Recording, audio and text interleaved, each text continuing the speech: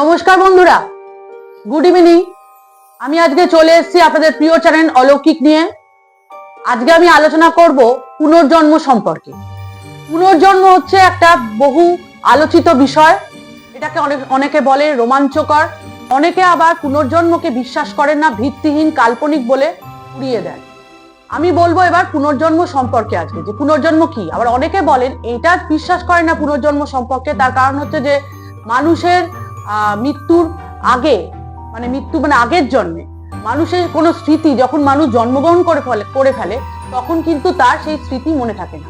এসব কারণের জন্য অনেকে পুনর্জন্মকে বিশ্বাস করেন না। এটাকে অনেকে অযৌক্তিক বলে উড়িয়ে দেন এবং ভিত্তিহীনও অনেকে বলে থাকে।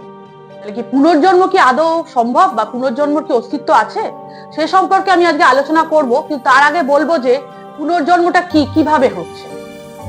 এই পুনর্জন্ম সম্পর্কে গরুড় পুরাণ প্রেতকল্পে বর্ণিত আছে যে মানুষের মৃত্যুর পর যখন শ্রাদ্ধক্রিয়া হয়ে যায়, শ্রাদ্ধক্রিয়া 3 থেকে 40 দিনের মাথায় মানুষের নাকি নতুন জন্ম হয়। পুনর্জন্ম বলতে আমরা বলছি নতুন শরীর প্রাপ্ত, এক দেহ থেকে আর এক দেহ নতুন শরীর যখন মানুষের প্রাপ্ত হয় তখনই মানুষকে বলা হয় মানুষের একটা নতুন জন্ম, রিবার্থ, পুনর্জন্ম বলে আখ্যায়িত করা হয়।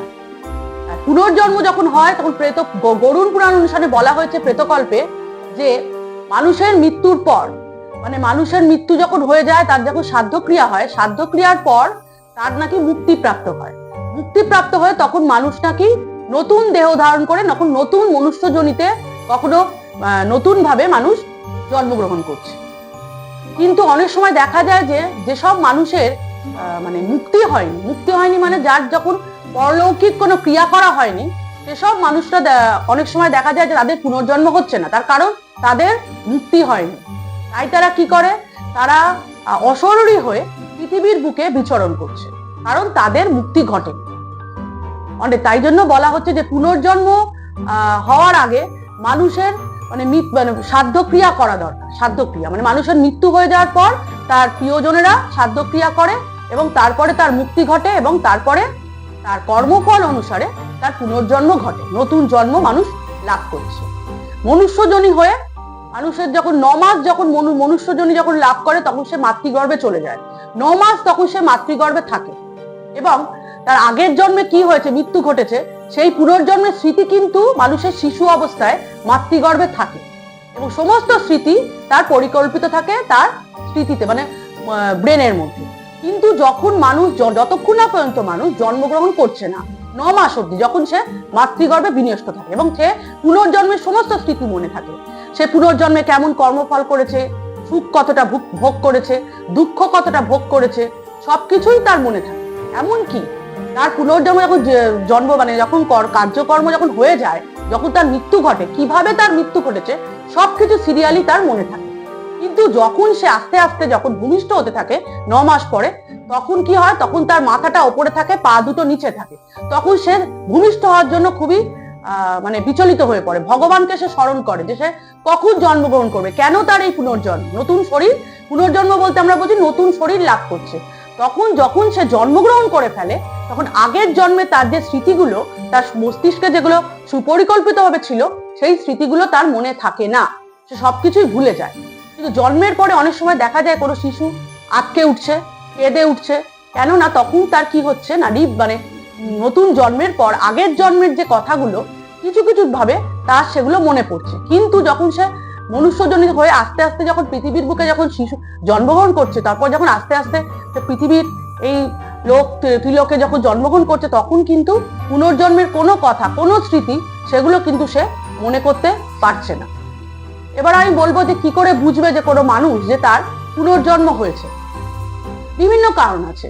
সে জন্মগ্রহণ করলো, অনেকের কিন্তু পুনর্জন্ম মনে থাকে না, কিছু কিছু ব্যক্তির মনে থাকে। যেমন যারা হচ্ছে জাতিস্বর বা যারা কোনো যোগী, তাদেরই একমাত্র এই পৃথিবীতে জন্মগ্রহণ করার পর আগের জন্মে সে কে ছিল, কি ঘটনা, কি বিস্তারিত সে বলতে পারে।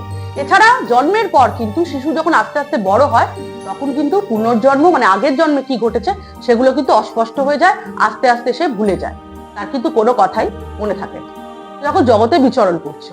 কারণ পুনর্জন্ম কথা মনে থাকলে কিন্তু ঈশ্বরই এটা করেছে, সেটা যদি করা হয় তাহলে কিন্তু এই যে বাস্তব জগৎ, এই জগতে বিচরণ করা কিন্তু মুশকিল হয়ে যায়। এই জন্য পুনর্জন্মের কথা তখন তাদের কোনোভাবেই স্মৃতিতে থাকে না। আস্তে আস্তে সে বড় হয় এবং এই জগতের মধ্যেই তখন বিচরণ করছে। এবার আমি বলবো যে পুনর্জন্ম হওয়ার আগে কি হয়, মানে সাধ্যসাধ্যের কাজের পর 3 থেকে 40 দিনের মধ্যেই তাদের পুনর্জন্ম হওয়ার কথা। কিন্তু পুনর্জন্ম যখন হয় সেটা সবসময় নির্ভর করে কর্মফলের উপর। অনেকে বলে হয়তো এ জন্মে যে কর্ম করে সে ফলই তারা ভোগ করে, কিন্তু না, পুনর্জন্মের সঙ্গে আগের জন্মের যে কর্মফল সেটা কিন্তু একদম যোগ করা থাকে। কর্মফল বলতে আমরা কি বুঝি? কর্মফল বলতে যে আগের জন্মে কি কাজ করেছি আমরা। যদি কোনো কর্মফলে কোনো খারাপ কাজ করে থাকি, তখন আমরা যখন জন্মগ্রহণ করি তখন সেখানে আমরা প্রচন্ড দুঃখ ভোগ করতে থাকি। আগের জন্মে যদি আমরা কোনো ভালো কাজ করে থাকি, তখন এই জন্মে আমরা কি করি? ভালো পরিবারে জন্মগ্রহণ করি, ধার্মিক পরিবারে, এবং সুখ শান্তি এসব সমৃদ্ধি পাই, সমস্ত কিছু স্বাস্থ্যবান হই, সমস্ত রকম ভাবে এই জগতে সবকিছু সুখ স্বাচ্ছন্দ্য ভোগ করতে থাকি। তাহলে পুনর্জন্মের সাথে কর্মফলের একটা নিবিড় সম্পর্ক আছে। কর্মফলটা কিন্তু মাস্ট, তাই কর্মফলের উপরই নির্ভর করছে। মানুষ যেরকম কর্ম করবে সেরকমই ফল ভোগ করবে জন্ম। সে মনুষ্য জন্মে জন্ম নিয়ে আগের জন্ম যদি পাপ কাজ করে তাহলে কিন্তু সে এ জন্মেই সেই ফলটা ভোগ করবে। এ জন্মের কর্মফল এ জন্মে।